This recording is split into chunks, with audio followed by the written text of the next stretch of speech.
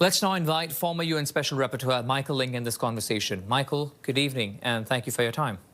Thank you for having me. So what does the U.S. withdrawal from these 66 international organizations mean for, A, global cooperation, and secondly, for international law? A significant blow to international cooperation. And in many of these organizations, particularly under past presidents, the U.S. has been a global leader with respect to global health, with respect to global security, smaller issues like issues involving population or regional development in various parts of the world. Its leadership is particularly noticeable with respect to its work that it's done on climate change.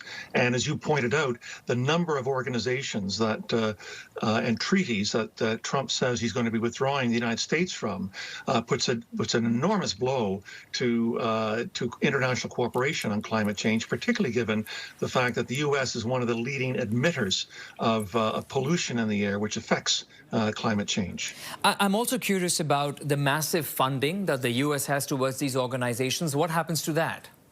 Well, that's going to be a disputed question. The statement issued by the United Nations today in response to the American announcement said that all countries have an ongoing obligation to fund the UN budget, which was passed by the UN General Assembly, and that's regardless of which particular or individual UN organizations they happen to belong to. There's a global assessment that goes to all organizations. And alas, if you look over the last year, the U.S. has been considerably behind, a delinquent, with respect to paying the several $billion that it owes to the United Nations with respect to this. So I suspect the U.S. is going to take the position it doesn't owe a significant amount of that money anymore to the UN, and the UN is going to look to push the United States to wind up making sure that it does deliver on its budgeted contributions to the UN. I'm also curious to know from you, the U.S. is saying they're pulling out of these organizations due to contrary interests. What do you make of that argument? Well, I just think it shows that the United States, under the Trump administration, no longer believes in international cooperation. They certainly have called many of the UN agencies and the work of a lot of the UN to be wokeism or some kind of international progressivism, whatever that might mean.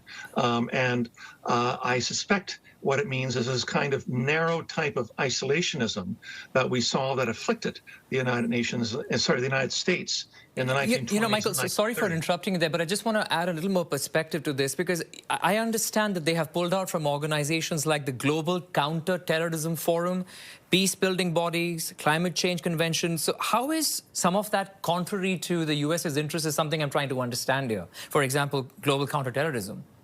Well, when you find out, perhaps you can explain it to me. No, I find it strange that they would withdraw from a number of these organizations that the U.S. actually has a lot of its diplomatic fingerprints on, that either help to create or they help to show global leadership once these particular organizations within the UN or outside of the UN were established.